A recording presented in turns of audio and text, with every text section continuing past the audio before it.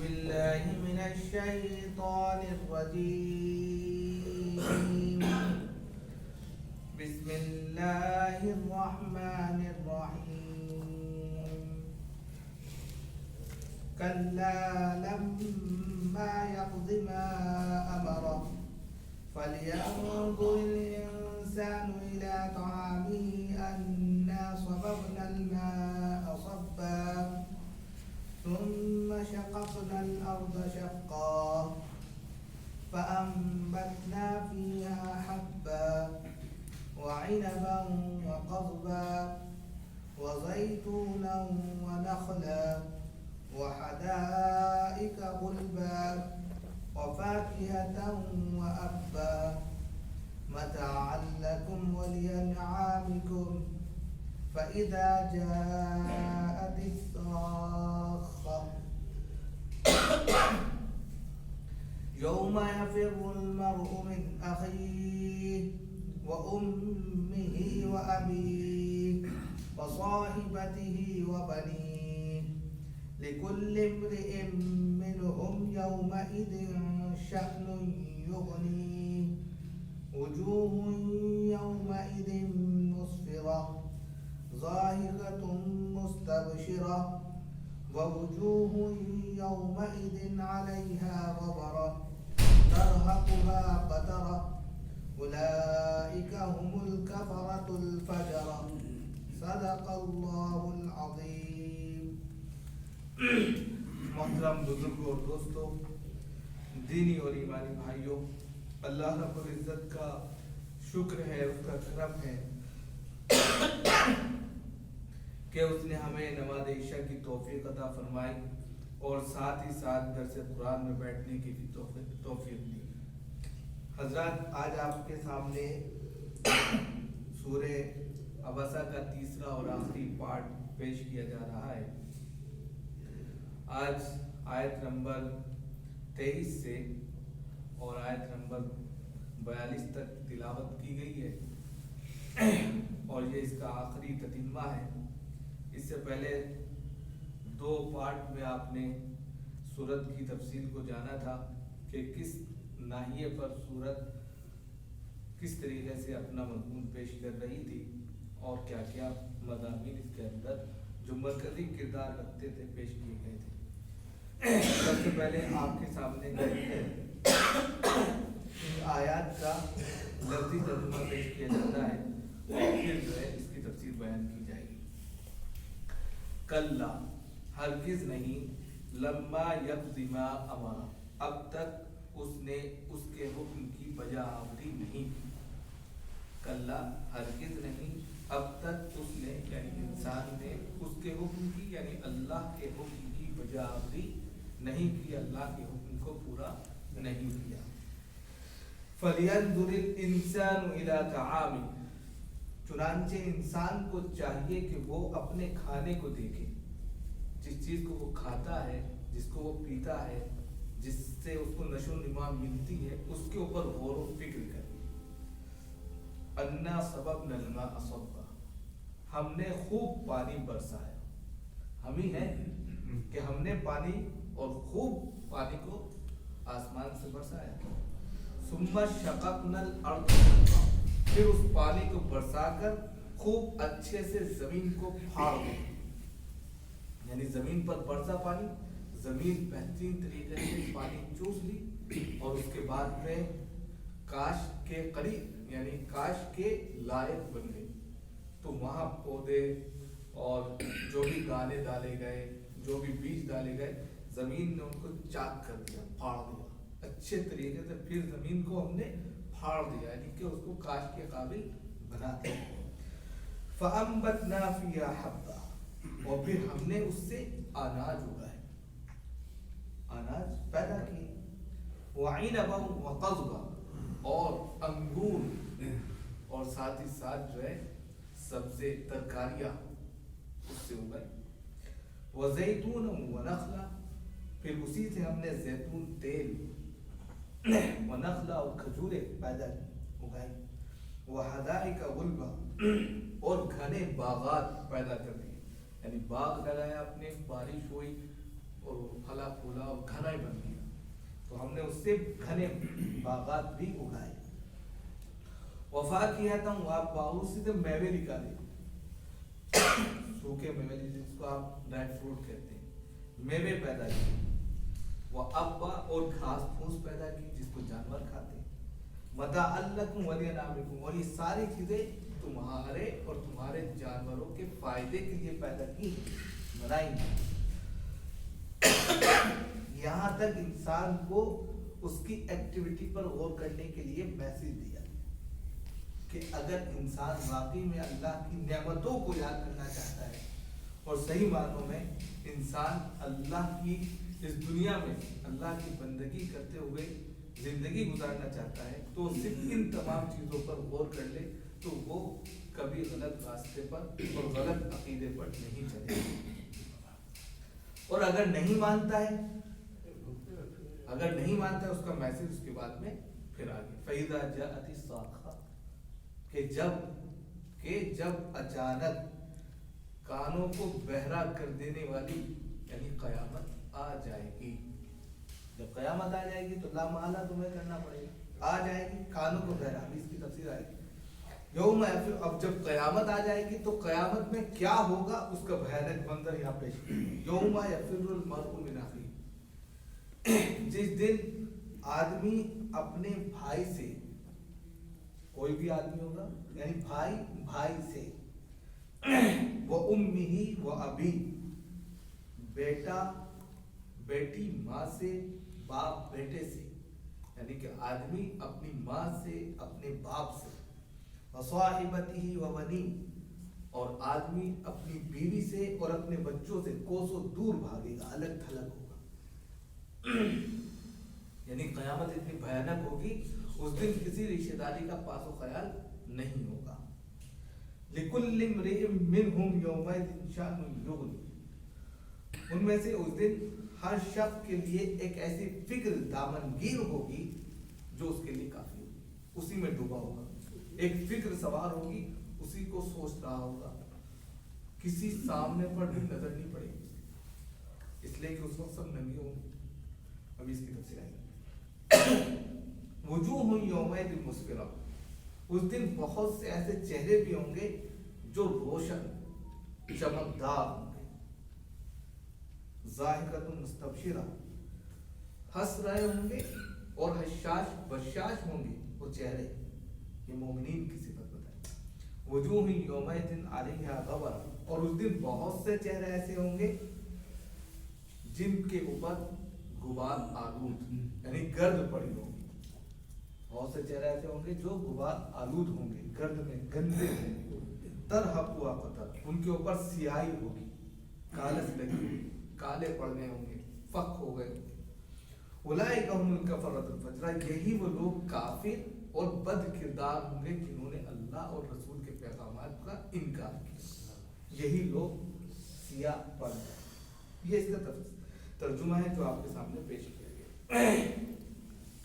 اس سے پہلے بہت ساری باتیں چل رہی تھیں، ان باتوں میں سب سے آخری میں آیا تھا ثم اذا شاء انشرہ، کہ اللہ رب العزت جب چاہیں گے انسان کو دھرتی سے نکال دیں گے۔ انسان ہے، مرنے کے بعد ختم ہو گیا۔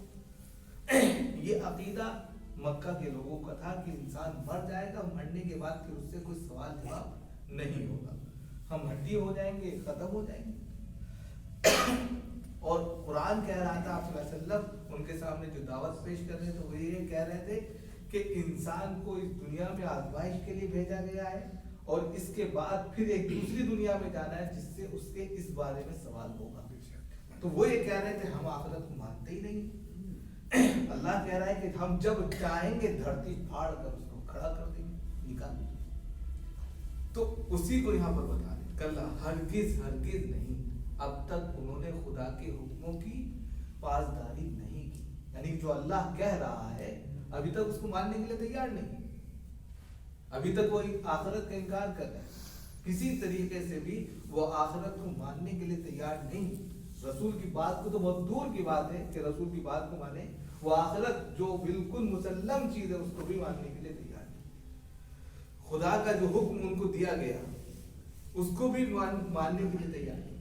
جب وہ آخرت کو نہیں مانیں گے تو اللہ نے جو ان کے اوپر احکامات جاری کیے اس کو پورا کریں گے. وہ تو بدمست ہاتھی کی طرح ہو جائیں گے, کھائیں گے پیئیں گے اور ختم ہو جائیں گے, سو جائیں گے, ادھر ادھر ناچیں گے. بالکل اسی طریقے سے یہاں پر کہہ دیا کہ اگر ان کے سامنے آخرت کا کوئی بھی کانسیپٹ نہیں ہے, آخرت کی کوئی بھی ایسی باتیں نہیں ہے کہ یہاں کی ہوئی تمام کی تمام چیزیں جو ہم نے ایکٹیویٹی کے طور پر کی ہے اس کا ہمیں جواب دوسری جگہ دینا ہے, اگر یہ فکر ان کے اندر, یہ ذہن, یہ سوچ, یہ تھنکنگ نہیں ہے تو پھر وہ بدمست ہاتھی اور جانوروں کی طرح ہے. لہذا جب وہ ایسے ہیں تو خدا کے احکامات لاکھ ان پر لاگو کر دیے جائیں, شریعت لاکھ ان کو بتائی جائے, وہ کسی طرح تسلیم نہیں کریں گے. اسی کو کہا ہرگز ہرگز نہیں, اب تک اس نے اللہ کے حکم کی بجاوری نہیں کی, پورا نہیں کیا, اس لیے کہ وہ آخرت کو نہیں مانتے. اب جب نہیں مان رہے تو انسان کو سمجھانے کے لیے اللہ نے یہاں پر چند آیتیں پیش کی کہ اگر تم آخرت کو نہیں مانتے ہو تو کم از کم تم جو کھاتے ہو اسی کو غور کرو, اسی پر تھوڑا سا ذہن لگاؤ. تو کہا فَلْيَنْظُرِ الْإِنسَانُ إِلَىٰ طَعَامِهِ, اگر انسان آخرت کا انکار کر رہا ہے, ابھی تک خدا کے احکامات کو نہیں مانتا ہے, تو وہ جو کھا رہا ہے پی رہا ہے اسی کو دیکھ لے.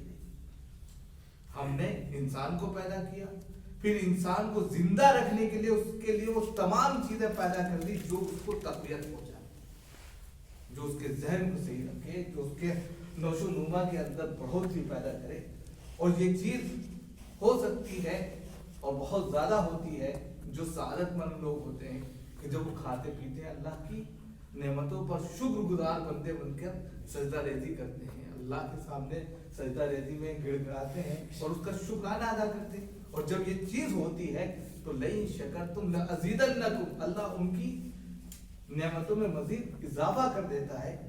تو کہا کہ اگر یہی کھانا پینا کچھ لوگوں کے لیے تو باعث نعمت ہے, اس لیے کہ وہ جب یہ اتنے سارے نعمتیں دیکھتے ہیں تو اللہ کے لیے سجدہ بس سجود ہوتے ہیں اور شکرانے کی نمازیں پڑھتے ہیں, اور یہ سعادت کی بات ہو جاتی ہے اخروی زندگی کے لیے بھی اور یہ دنیاوی زندگی.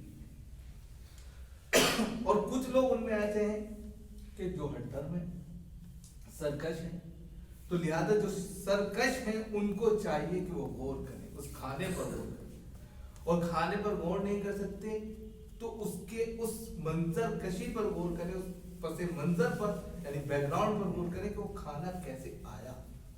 تو اس کو بھی بتا دیا انا سببنا الماء سبا, ہم نے خوب پانی برسایا, خوب پانی برسایا یعنی کہ برسات میں جھڑیاں لگا دیتے ہیں, پانی برستا ہے. آپ دیکھتے ہیں کہ مارچ مئی جون کے پانی سوکھ جاتا ہے تو پانی آتا نہیں, واٹر لیول نیچے چلا گیا, فیل ہو گیا, آپ کہتے ہیں دوسری جگہ بورنگ کراتے ہیں. یہی برسات ہوتی ہے پھر واٹر لیول اوپر چڑھا دیتے ہیں, تو یہ کون کرتا ہے؟ ارے اسی پر غور کرنا. اور وہاں پانی کی قلت بہت تھی, مکہ میں پانی کی بہت قلت تھی, تو اللہ نے کہا ہم نے خوب پانی برسایا, بہت زیادہ پانی برسایا, اور پھر پانی برسانے کے بعد یہ نہیں کہ پانی کو ضائع کر دے, ثم شققنا الارض شقا, پھر اس پانی کو برسا کر زمین کو پھاڑ دیا اچھی طرح, یعنی کہ زمین کو اس لائق بنا دیا کہ اس میں جو بھی آپ ڈالیں, جو بھی پودا لگائیں, جو بھی بیج ڈالیں وہ قابل کاشت بنی, اس سے سبزہ لہرانے لگے, اس سے کھیتیاں اور کہہ سکتے ہیں سبزہ آپ کی آنکھوں کو ٹھنڈک پہنچانے لگی. پھاڑ دیا ہم نے, زمین کو پھاڑ دیا, یعنی کہ زمین کو آپ دیکھتے ہیں کہ یہاں کی زمین کتنی, اس میں کوئی چیز ڈالے کچھ نہیں پیدا ہوتا, لیکن یہی زمین جب کھود دی جائے, اچھے سے نولا دی جائے تو یہیں سے سبزہ اگنے لگتا ہے. تو یہ زمین ہے.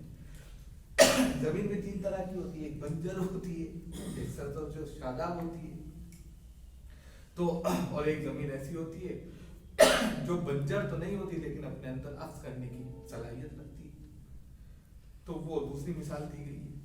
تو زمین کو ہم نے تین ٹکڑوں میں بانٹا ہے, ایک قابل کاشت ہوتی ہے, ایک بنجر ہوتی ہے جو کسی کو فائدہ نہیں پہنچاتی, اور ایک ایسی زمین ہوتی ہے کہ خود تو فائدہ نہیں اٹھاتی لیکن پانی کو اکٹھا کر لیتی ہے, जानवर वगैरह पीते हैं उससे, या आप जो उससे जो है अपने खेतों को पानी सैलाब करते हैं, पानी देते हैं।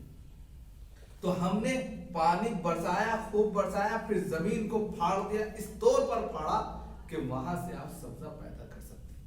और फिर सब्जा किस तरह पैदा किया? फअंबतना फिया हब्बा, हमने उसी से गेहूं निकाले, हब्बा दाने को कहते हैं सर। अब गेहूं भी आ जाएगा, धान भी आ जाएगा, और दूसरे मक्का भी आ जाएगा, और मूंग और उड़द, सारी दालें और सरसों सब इसी में आ जाएंगे, क्योंकि वो पौधा वहीं से निकलता है। हब्बा दाना है, दाना डाला जाता है, सारी चीजें इसी से आ जाएंगी। अनाज कह दिया इसलिए कि अनाज खुराक मिलता है। गल्ला इसलिए कहा गया कि वो इंसान खाता है, एक लफ्ज कह दिया सारी चीजें उसमें शामिल हो गई। तो हमने ही तो उससे उस जमीन से जिसको हमने फाड़ दिया है, नौला दिया है, बिल्कुल हल्का नरम कर दिया है, उसी से हमने फिर गन्ने उड़ा पैदा कर दिया। और गल्लों के साथ साथ जो है इंसान की सेहत और तंदुरुस्ती के लिए उसको थोड़ा सा जायका चखाने के वाइनब मुक़द्दमा अंगूर पैदा किए। अंगूर की शराब होती है, अंगूर के जूस होते हैं। पहले तो शराब जायज थी ना, अभी तो खत्म हो गई, तो अब जूस वगैरह है, आप पीते हैं, अंगूर का जूस निकाल लिया, या किशमिश मुनक्का आप खाते हैं, कितनी ताकत मिलती है उसको। अगर आप वैसे खाएं तो भी बेहतरीन फल है, और अगर सूखा खाएं तो भी बेहतरीन फल है। तो इसलिए कहा वाइनब मुक़द्दमा, हमने अंगूर पैदा कर दिए, और साथ ही साथ जो है उससे तरकारियां पैदा कर दी, यानी सब्जा। सब्जे में तरकारी में अब बहुत सारी चीज आती है। आप देखते हैं कि सब्जा एक ऐसी तरकारी, ऐसी चीजें कि इंसान के अंदर नशोनुमा के लिए और उसकी बढ़ोतरी के लिए बहुत फायदेमंद होती है। तो सारी चीजें यानी कि इससे गोया के इंसान की तरकारी और दूसरे तमाम फ्रूट जो हो सकते हैं जिससे इंसान के अंदर कह सकते हैं कि चकोचौबंदी आती है, और इसी तरह दिलचस्पी आती है और स्फूर्ति आती है, सारी चीजें अल्लाह ने कर दी। वज़ैतून व नख़ला, जैतून खाया भी जाता है, लगाया भी जाता है। जैतून एक तेल है जिसको आप खाते भी हैं, और उसको अपने यानी सेहत और तंदुरुस्ती के लिए अपने जिस्म पर मालिश भी करते हैं। तो जैतून एक तरह से एक ऐसा फल है जो बहैसियत तरकारी के खाया भी जाता है, तरकारी में डाला भी जाता है, इसके अलावा अपनी सेहत के लिए ऊपर उसको मला भी जाता है। हर चीज में जैतून पैदा कर दिया, उसका तेल निकाल दिया। वनखला, और खूब सारी खजूरें, एक से एक खजूरें। आप जाइए मक्का में, एक नहीं कम से कम 30-50 क्वालिटी की अलग अलग खजूरें आपको मिलेंगी, छोटी बड़ी, मीठी, थोड़ा कम मीठी, कच्ची, थोड़ा बर्फ, सब तरह की। तो हमने उसी मट्टी से जिसको हमने फाड़ा जमीन से, उसी में जैतून भी पैदा किया, उसी में खजूर लगा दिए, और खजूर की कितनी वैरायटी लेकर हम आ गए आप अंदाजा नहीं कर सकते। इन्हीं पर गौर कर लीजिए। वहदाइक गुल्बा, और फिर घने बागात, यानी कि आपने तो 4-6 पौधे लगाए थे, आपने 10-15 पौधे लगाए, उसको फल फूल कर बेहतरीन घना बाग किसने बनाया? अल्लाह। इसी पर गौर करो कि तुम कितना उसको पानी और खाद दे रहे हो। तुमसे एक पौधा तो सही तरीके से पलता नहीं, खुदा ने उसको जो है बेहतरीन फलदार और घना बाग बना दिया, और साथ साथ वफा किया था और मेवे बनाए।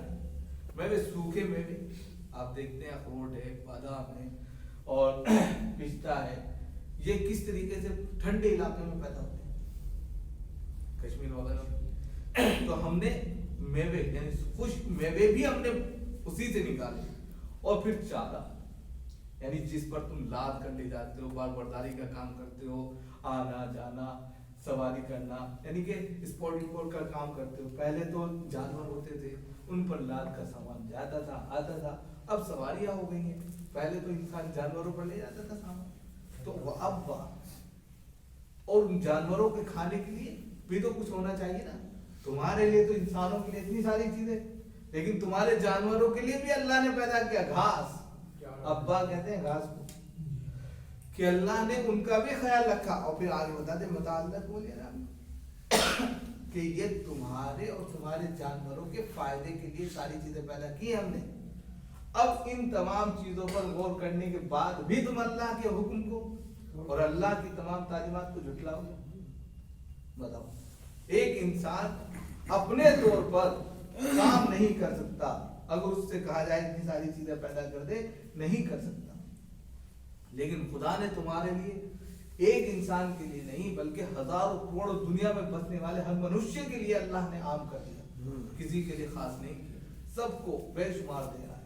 چاہے وہ جانور ہے, چاہے انسان ہے, کوئی بھی ہے, سب کو کھلا پلا.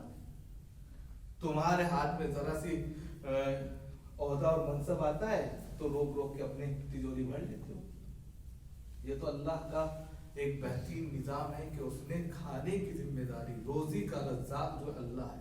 اگر خدا نہ خواستہ انسان ہو جاتا نا, سارے لوگ مر جاتے ہوں گے. آپ دیکھتے ہیں چھوٹے موٹے منتری ہوتے ہیں, لالو پرساد ہے, چارلو گھٹانے میں, چارہ گھٹانے میں تو وہ جیل میں ہے.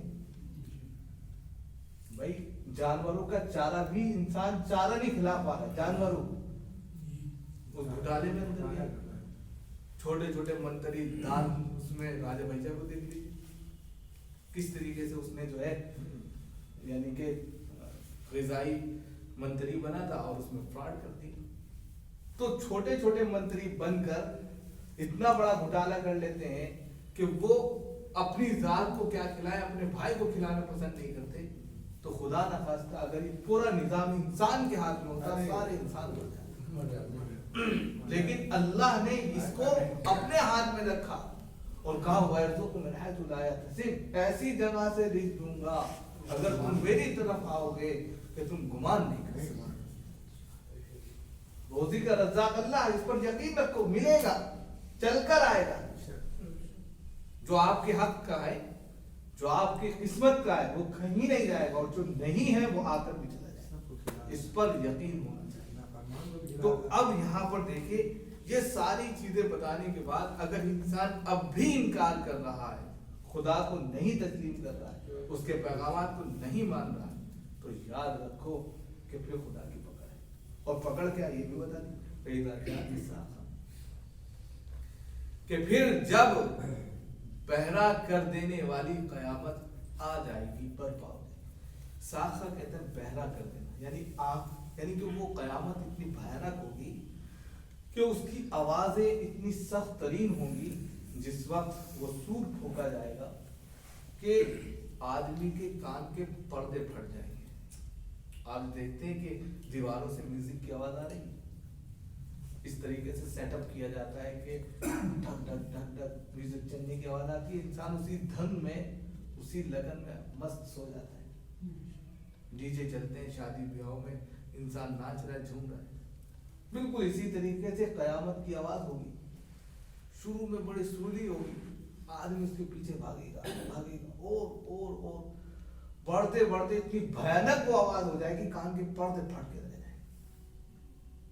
آسمان روئی کے کالوں کے مانی اڑتا پھرے گا.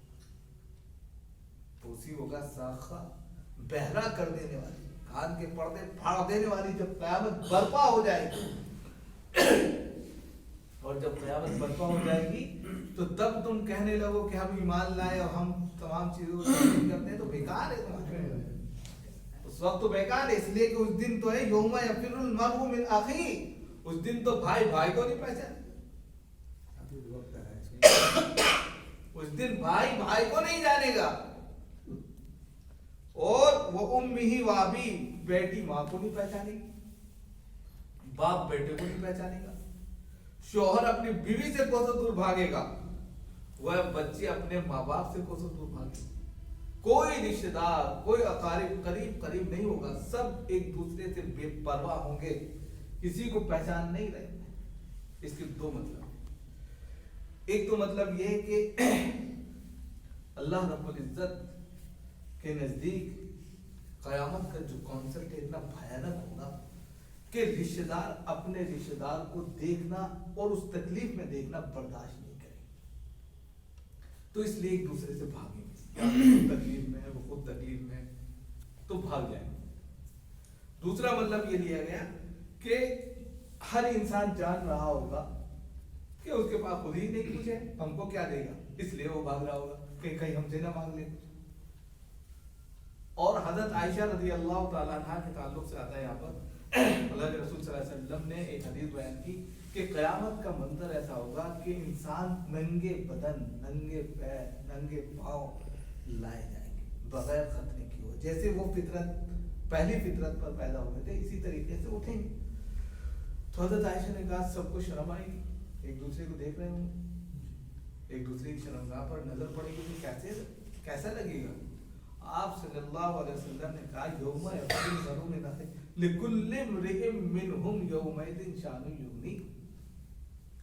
کیسی بات کر رہی ہے، لیکن اس دن ہر انسان جو ہے نا اپنی ہی فکر میں ایسا ڈوبا ہوا ہوگا کہ اس کو اپنی فکر زیادہ ستا رہی ہوگی، دوسرے کی اس کو پرواہ نہیں ہوگی.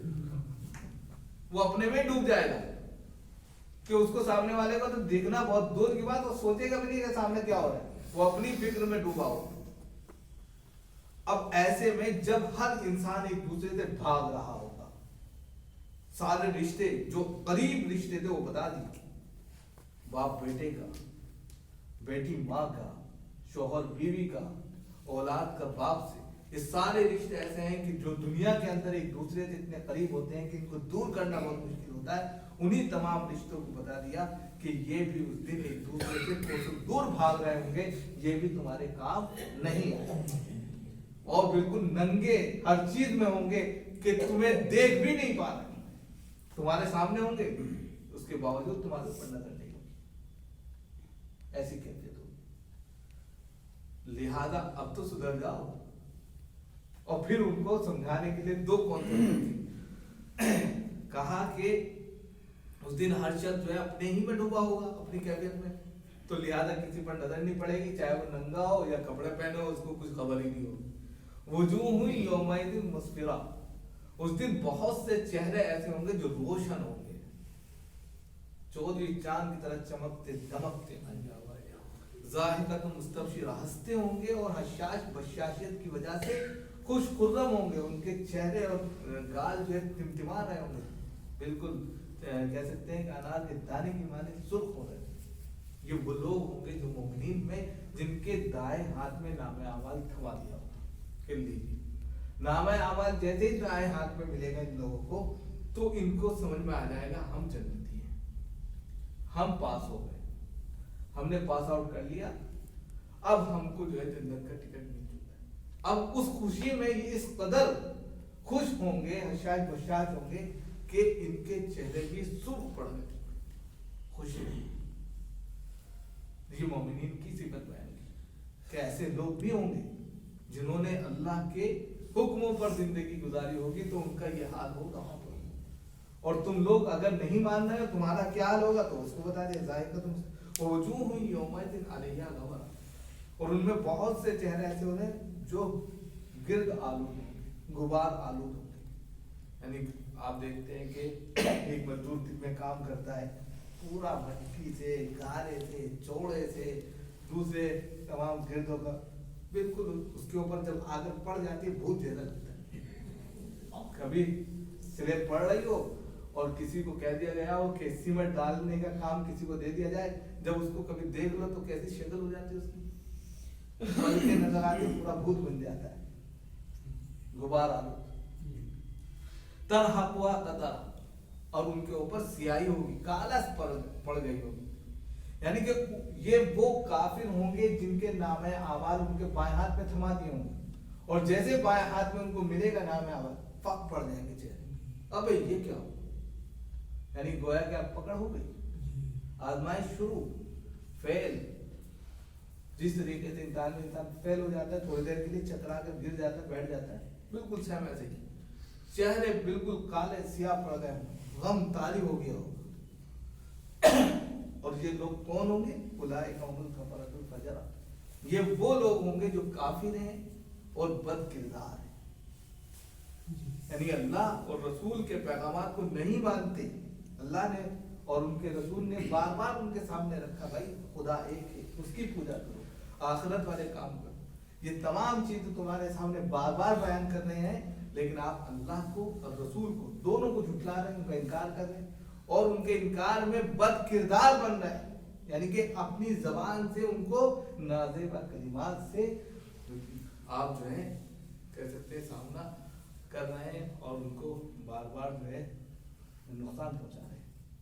तो ये सारी चीजें ऐसी होंगी जो उनके लिए नुकसान का बायस होंगी। इसलिए उस दिन जो है मोमिन सरफराजी पर होंगे और काफिर जो है नाकामी पर होंगे। तो ये पूरी सूरत थी आपके सामने, जिसके अंदर चंद मज़ामीन अलग अलग टाइप के पेश किए गए। अल्लाह ताला सबको अमल की तौफीक दे।